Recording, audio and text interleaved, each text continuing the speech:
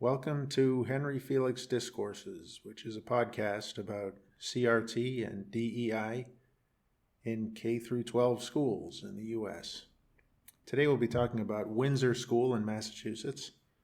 I choose Winsor not for any particular reason, other than that you have to start somewhere, and they do provide a pamphlet that I can read from.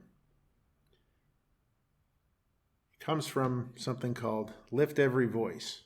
And I'd like to show you how to get to that so that you can read along if you want. And the way you would go to that would be if you have a screen, you'd put in Winsor School. I put in Winsor School MA for Massachusetts, and that was the first thing that came up. If you click on that, you'll come to this page, Empowering Girls to Lead Lives of Purpose. Up here it says Winsor School. Now, if you go to the menu up in the upper right, see this, and I click on it, then I see About. Okay, so I was on the main page and I went to the upper right, click menu, and then About, and then you go down here to the right at the bottom, you get Equity and Inclusion. If you click on that, you come to this page, Equity and Inclusion. And if you go all the way down to the bottom, down, get DEI report. And if you click on DEI report, you get this, a report on DEI at Winsor.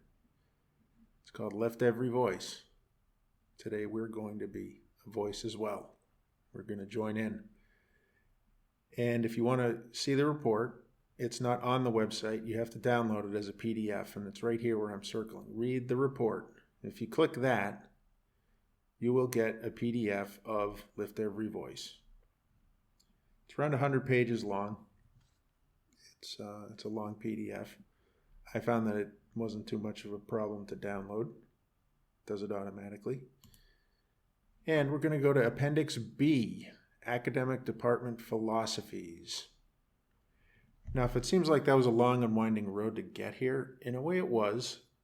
Sometimes these things are a little bit hidden on the websites, sometimes not.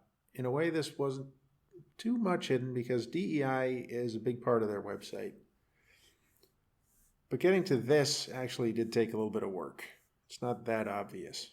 But it is there, and they do print it, and this is something that's freely available. So they're not exactly hiding it either. We're going to talk about science today. And the reason for that is that I think it's the area where one would think, most of all, you couldn't bring in CRT or DEI. They're really the same thing. I can explain that in this way. Critical race theory put into practice is diversity, equity, and inclusion. So it's the practice of it. I mention that now because sometimes, even still, people will say, CRT is not in the K through 12 school. They don't have that.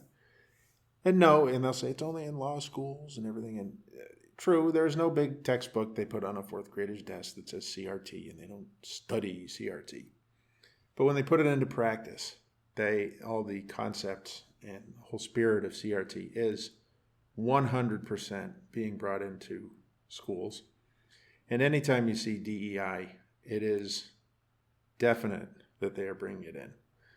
So we'll talk about science and see what they say about this. Now, Winsor, I'd like to add, is a good school. It has been for a long time. It's an all-girls school, and they get students into good colleges all around the country and the world if they want. It's very expensive. Tuition's $56,000 a year. It'll be above 60 next year, I imagine. But that's what it is. It's a Northeast private school that is designed to get your children into elite schools. That's the basic idea. And they have decided to characterize their science philosophy this way. I will be skipping over a lot of stuff because I don't want this to get too long. And you can get really lost in picking apart all the vocabulary that DEI uses. A lot of it is deliberately to confuse. It's obfuscatory. Just as a general concept, I'm not necessarily blaming the people who wrote this write-up for being deliberately obfuscatory, but by its nature it is. because definitions of words are not very clear. I would even want to argue, going back up here, that it is not a philosophy that they're talking about. DEI is not a philosophy, because a philosophy has words that are definable, and you use that to create some structure that you can interpret and understand. And their words don't have precise definitions. They're very mushy. They blend into each other, and often they use a word that sounds like a word that you think it's being used in a certain way, and it really isn't. So it's more of a movement. It's more of a hodgepodge of ideas that can be brought out more or less in any way at any time. So it's not consistent. And when you really get down to it, critical race theory is deliberately inconsistent. It is deliberately subjective.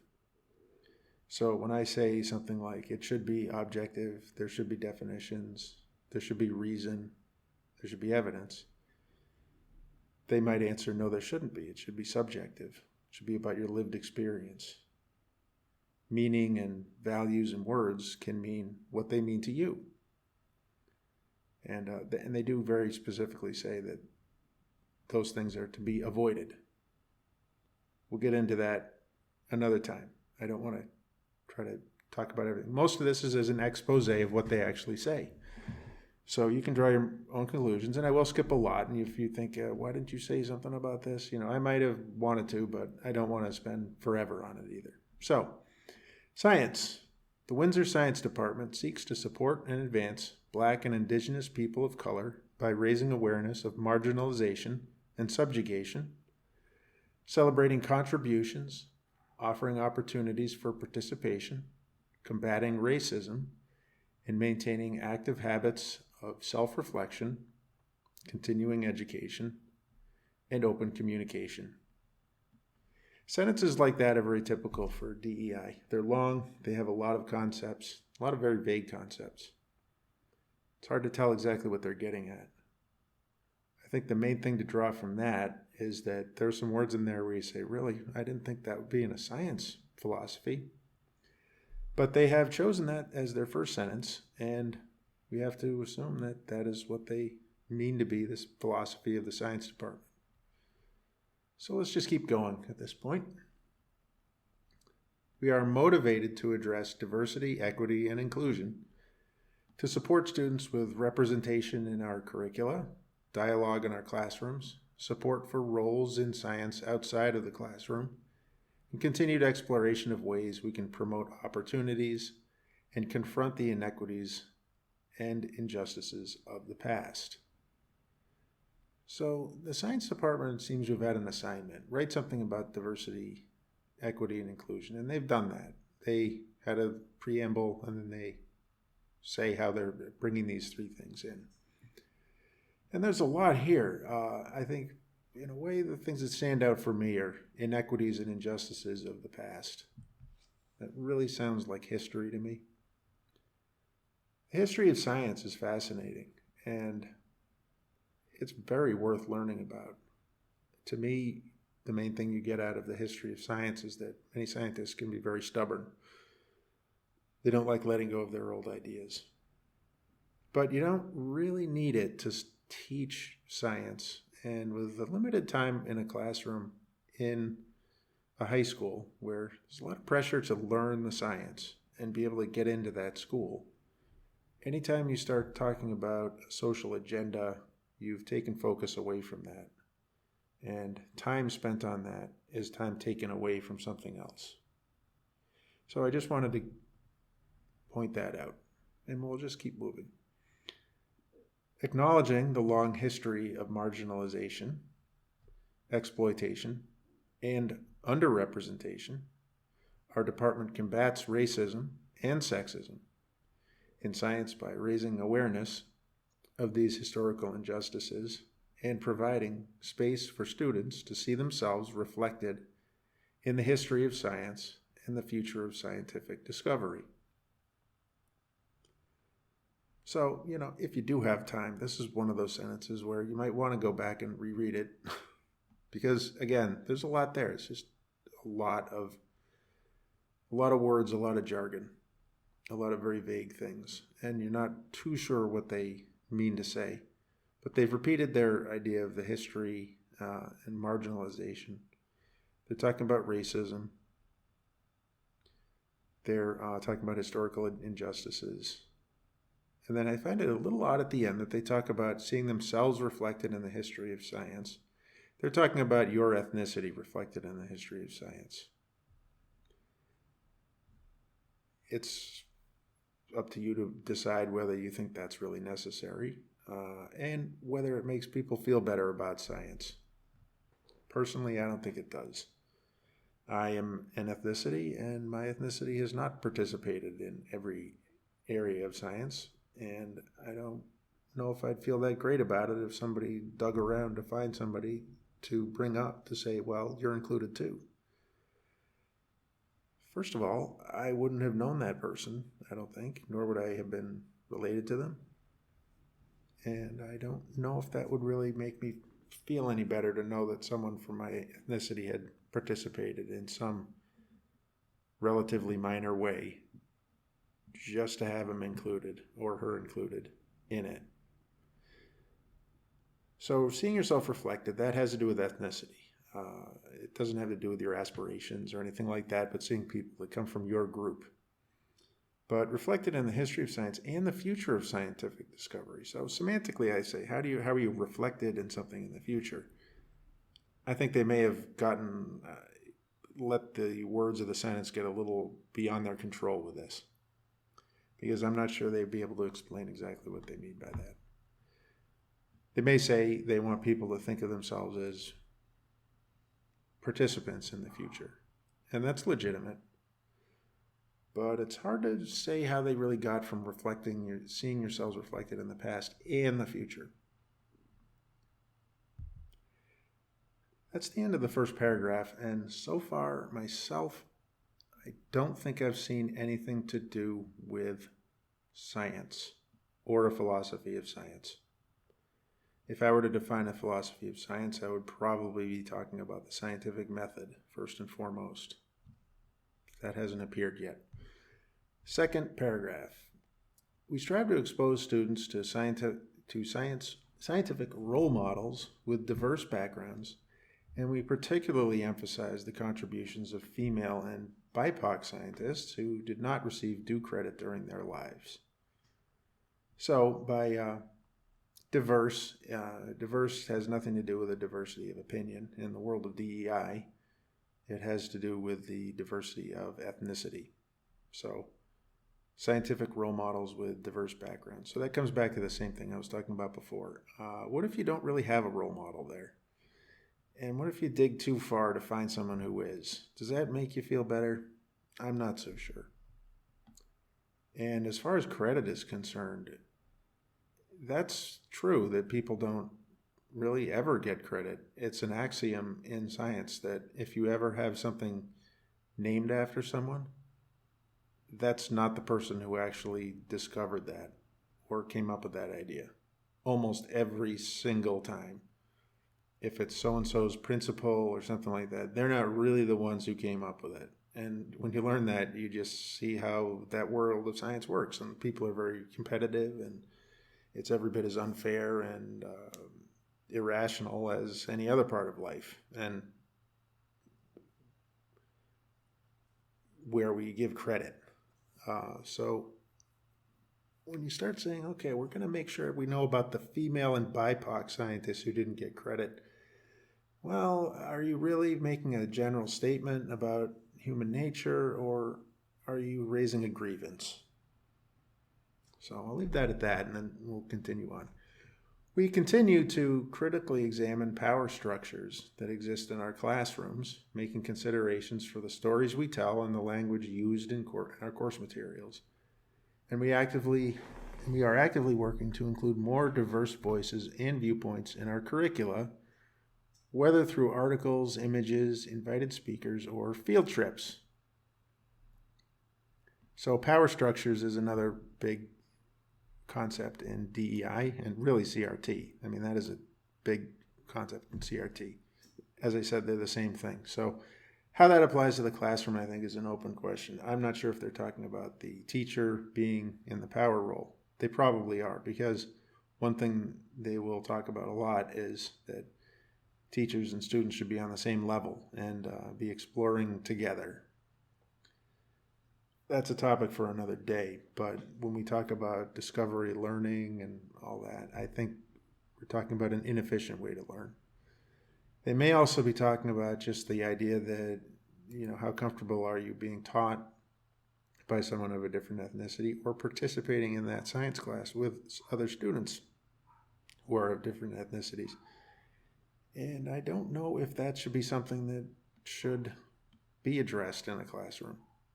If anything, I would think you would say that is not something we're going to address, because we're here to talk about ideas and we're here to talk about science. Now, when they talk about the stories we tell, they're getting into lived experience. So that's the idea that your opinion on the way things happen is every bit as valid as anyone else's opinion. Your lived experience doesn't have to correspond with reality. It's the way you see reality. So by extension here in science, I suppose that means that any culture may interpret things in a different way, and that's just as valid. Now, I'm fascinated by concepts like that philosophically, because when you have things like counting, if you ask someone from one culture how many children you have, if you ask a Western person, they'll probably say 3. But someone from another tribal culture or indigenous, whatever, may well say, well, I have so-and-so, so-and-so, and so-and-so. They won't give you a number because they don't consider them to be equal. Now, progress was made in mathematics and science by harnessing that idea of separate entities into things that are equal. So 1 does equal 1 and 2 does equal 2. And that's how we moved forward. So it's worthy of thinking about, and it's very interesting. And there's also the concept of how the first tiger that comes out of the woods is more important than the 100th tiger that comes out, and that works on a logarithmic scale. But that can be defined by a logarithm, at least implicitly, and it does inform you about the foundations of mathematics. But critical race theory is not bringing that in to enhance your understanding. They really bring it in to tear down your understanding and to remove the foundation of something like science, to make it that it could mean anything, really. And they feel that by bringing everything down to 0, then they can rebuild everything into some sort of a very vaguely defined ideal state, a state of liberation, so forth. But they're not doing that as, wow, that's interesting. That's another way of thinking about things. That's really cool. But if we want to do math and science, then 1 equals 1. And we have ordinal numbers and cardinal numbers and so forth. Viewpoints, similar thing. Once again, they're talking about ethnicity producing a viewpoint, a circumstance producing a viewpoint, rather than reason and objectivity producing a viewpoint. So the idea there is that reasons eventually don't matter. It's really just your circumstances and who you think you are and where you stand in terms of your various identities. And yourself, in that sense, evaporates. You're no longer an individual. You're just an extension of a group. And reason doesn't matter anymore. So in a way, you're not a person. We prepare students to approach their scientific studies from a humanitarian perspective, underscoring the importance of environmental stewardship, global equity, and intellectual honesty. What they're talking about here, at least in part, is the 2030 Agenda. And let's just take a quick look at that. United Nations 2030 Agenda for Sustainable Development. Sustainable is another word that means many things, and it comes up a lot. And it just doesn't always mean something that can be maintained over time or sustained over time. It refers to a lot of other things, but let's talk about that another day. We've got down here number 3. We resolve between now and 2030 to end poverty and hunger everywhere, to combat inequalities within and among countries, etc. So it's an agenda, and that's pretty much what they're talking about. And this has been a big part of what's been going on with schools, is to create an activist education rather than an intellectual education. So they're ready to go out and do things for the world. And that's a very directed political concept. Is ending poverty political? No, everybody would love to end poverty. But this is a very directive idea of being part of the United Nations Agenda 2030. It's funny that they say inequalities to me. It's almost like they slipped up. They meant to say inequities. Because equality, no, that's a no-no word. DEI. So, just continuing on. At all levels, we emphasize that science is an iterative, evidence-based process, and we strive to instill a sense of scientific responsibility and integrity. So those lines right there, science is an iterative, evidence-based process, and I'm saying, hooray, I'm glad to see that there. Because this is like the scientist battered and bruised by 2 paragraphs of DEI saying, I'm still here and I'm still crawling over the finish line. So it reminds me of that guy from Sesame Street way back who would crawl across the desert and then he would be saying, agua, agua. And that means water. And it was an effective way to teach you what the word water means. But that's the image that comes to mind. It's barely there. We've got 2 lines now of actual science. We strive to instill a sense of scientific responsibility and integrity. That can mean many things to different people. For example, in Class 3, Science, and Class 5, Biology, genetic principles are used to illuminate the fact that race is a social construct. Now, this is very near and dear to CRT, that race is a social construct, and they hammer on this constantly, and they say the fact that race is a social construct. It's not a fact. It is an idea. And here we have a science curriculum that is going from this idea of a social construct and going back to genetic principles to find evidence for that. And that's the exact opposite of what science is supposed to do. Now, there are many reasons to say that race is not a social construct. I understand what that means. I understand what they're saying, and I know what their genetic principles that they're talking about are. What they're really doing with the genetic principles is they find ways to confuse you. And just to give a little taste of that, they will talk about heritability. Heritability is a measure of variation. So surprisingly enough, you may think you know what heritability means, but if you really look at the definition of heritability scientifically in genetics, it means that something like eye color, which is 100% dictated by genes, 100%, if you have these genes, you will have this certain color eye, means you have no heritability. There's no heritability, which is a strange thing, but that's what it is. It's a lot like, we've all experienced this, when that science teacher says, well, if you studied all weekend for the test, you haven't done any work. You say, I worked all weekend on this. No, you didn't do any work, actually, because you were just thinking.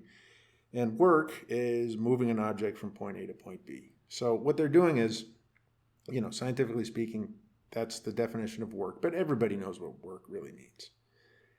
So what they do is they split hairs on a few certain things in order to force it to somehow kind of mean, yeah, I guess you could say it's a social construct, because what else do we say about it?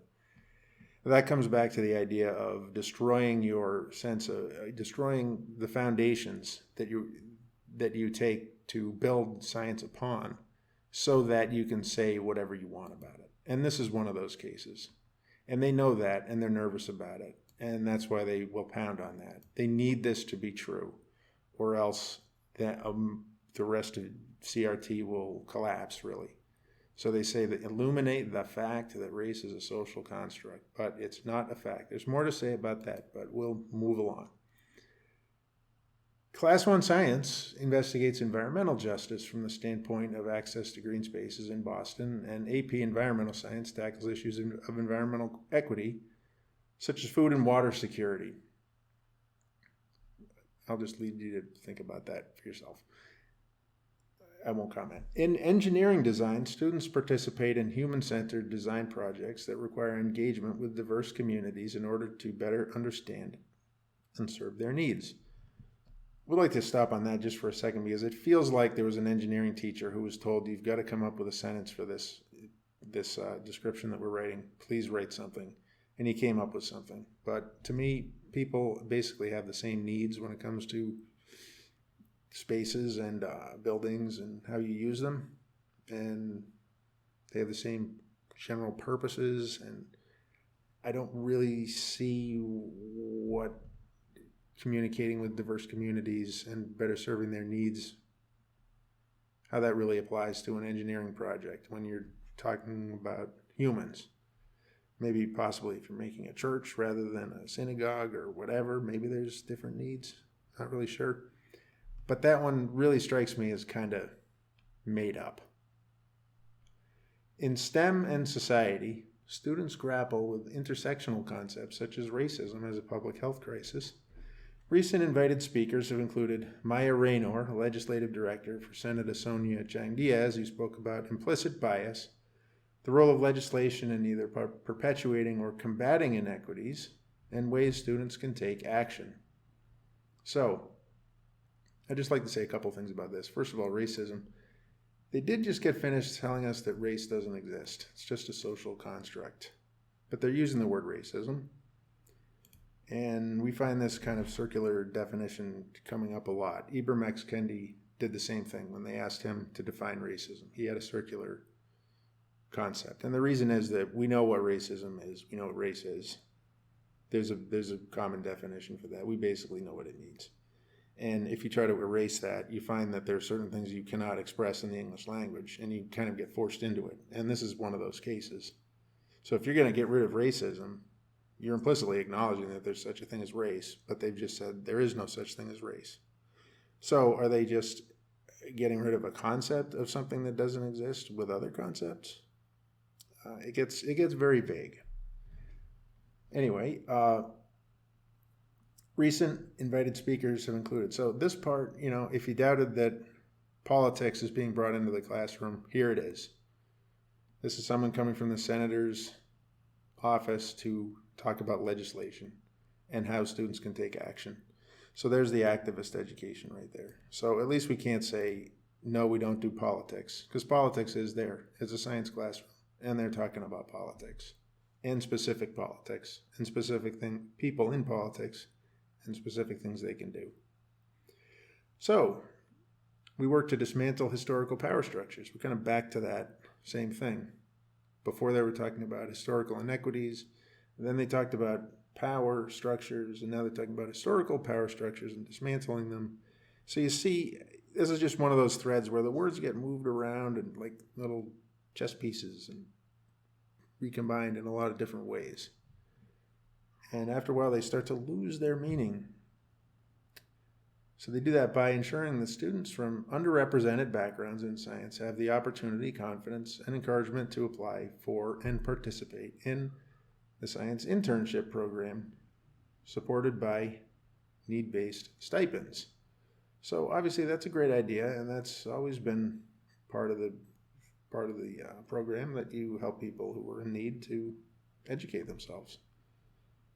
In that sense, there's nothing wrong with that, I don't think. We work hard to establish norms of behavior and discourse in the classroom, and we offer a variety of avenues for students to voice their concerns if these expectations are not adequately upheld. This is a double-edged sword because they're talking about maintaining peace in the classroom, I guess, and saying things the right way. We've always had to say things the right way. 50 or 100 years ago, using the Lord's name in vain would have been a grave error, and you would have gotten a detention for sure. Those norms change, and they're establishing them. I don't know if they've got them written down, really, and by its very nature, DEI words don't get written down. They get changed a lot. So I think in practice, what they're talking about is a little bit threatening, because we've got something where it's like, well, you don't really always know the rules, and people can complain about you in a variety of ways, which is also legitimate, because if people if something's happened that's new and has never been seen before, and they're uncomfortable, they should have people to talk about, like an advisor or a homeroom teacher. But I don't know if I 100% trust it when it's coming from DEI, that they're really there for helping people so much as they're there to make sure they've got control and that they can keep people in line and that they inform people that they better stay in line. And unfortunately, especially if you don't know the rules, the best way to do that is to keep your mouth shut, not raise your hand, and don't participate. So I think that's a difficult position to be in as a student. I really do. I think it's a difficult position to be in as a student. Moving on. As a faculty, we continue to educate ourselves on issues of diversity, equity, and inclusion through professional development programs both in and beyond the Winsor School. So they're participating as well. It is our sincerest hope that all Winsor students, this is the end of it, by the way. We've got a big sentence coming up. I would love it if half of it were here. It is our sincerest hope that all Winsor students will acquire a solid foundation of knowledge and analytical skills, equipping them not only to excel in their future scientific endeavors, but also to become informed and social justice-minded adults who employ scientific thinking with a commitment to being anti-racist and being ready for engagement with complex social issues. To me, if you can see it on the screen, it would have been a great sentence if it ended right there, right before they go into but. I'll read that again. It is our sincerest hope that all Winsor students will acquire a solid foundation of knowledge. Definitely, you need that. That's what they're there for. That's what school is. And analytical skills. Yes. I question when it's in the world of DEI what they mean by analysis, because a lot of times that means finding things that support your point of view or picking things apart and deconstructing them to make them mean nothing. It can mean that too. But as far as taking them at their word as scientists, yeah, we would want that. Solid foundation of knowledge and analytical skills. Equipping them not only to excel in their future, equipping them to, and we could leave that out, to excel in their future scientific endeavors. That'd be great, because now you're prepared to go out into the world and do what you want with your knowledge. They continue, however, but also to become informed and social justice-minded adults who employ scientific thinking with a commitment to being anti-racist and being ready for engagement with complex societal issues. So they've got something very specific in mind. It's not for you to go out and take your knowledge and apply it in your life in the way you want and using your own ideas and your own reason and your own thoughts about the way the world should progress or how you want to live your life. But they've got homework for you. To be social justice minded adults, that means a lot of things to them, and it's hard to tell what they mean. But one thing I can say for sure is that they're talking about a commitment to being anti-racist. When they say anti-racist, they don't mean that you should be against racism. What they really mean with the word anti-racist is that you have racism on one side and you oppose it with other racism that counterbalances that original racism. This comes straight from Ibram X. Kendi, who said that, he said racism in the past can be addressed with racism now, more or less. I'm paraphrasing. I've got that on tape somewhere. Maybe I'll show it sometime on this podcast. So anti-racist is not about not being racist. They don't think that's enough to just not be racist. So when they say being colorblind is not enough, that was the first thing that really caught my eye about this, because I grew up thinking, okay, we all want to be colorblind, and I'm thinking to myself, well, I mean, nobody's really colorblind, but it's something maybe to strive for. It's a thought anyway. But they're saying, no, that's not enough. You have to be anti-racist. And by anti-racist, they are not talking about, finding racism and then talking it through or anything like that. They're talking about having other racism to counteract that racism. Which is too bad, because especially when we get back to that concept of inequities of the past, well, if we have racism in the past, then I guess we counterbalance that with racism now. But the racism of the past is gone, right? I mean, it doesn't exist anymore because we're in this year now. I know that things can hang over and there can be consequences of that, but how is it that racism now is a way of counteracting racism from the past? I can't think of a religion or a set of ethics or a philosophy that would back that up as a legitimate way forward. I'd love to know if you can think of one. It has a revenge quality to it, but it's not questioning the concept of racism really at all. And that's something that's problematic for them, of course, because they're also denying the concept of race. Or they're denying that race exists. They're saying that there is a concept of race. But if you're going to be anti-racist, anyway, that's what they mean. They're talking about a racism that goes against other racism. So you're balancing out the scales, and that's like two wrongs make a right, I suppose. Well, anyway, that's it for what they said about science, and I hope you've enjoyed this. And I would love to hear from you. If you like it, it would be great if you would click the like button. If you want to leave a comment, that would be great. If you didn't like it, then please feel free to hit that thumbs down button and leave a comment telling me why. And you can say whatever you want. I'm a big boy. I'll listen, and that's okay. You don't have to agree with me. But I mostly wanted, as I said, I wanted to at least show what they've got out there. These are the things that they do talk about. This is CRT. It's in the schools. It's explicit. And even with science, they've taken science and they've buried it in CRT in the form of DEI, which is CRT in practice, to the point where there are only 2 or 3 lines in this entire 3 paragraphs that really apply to science. So, have a nice night, and I hope to hear from you again.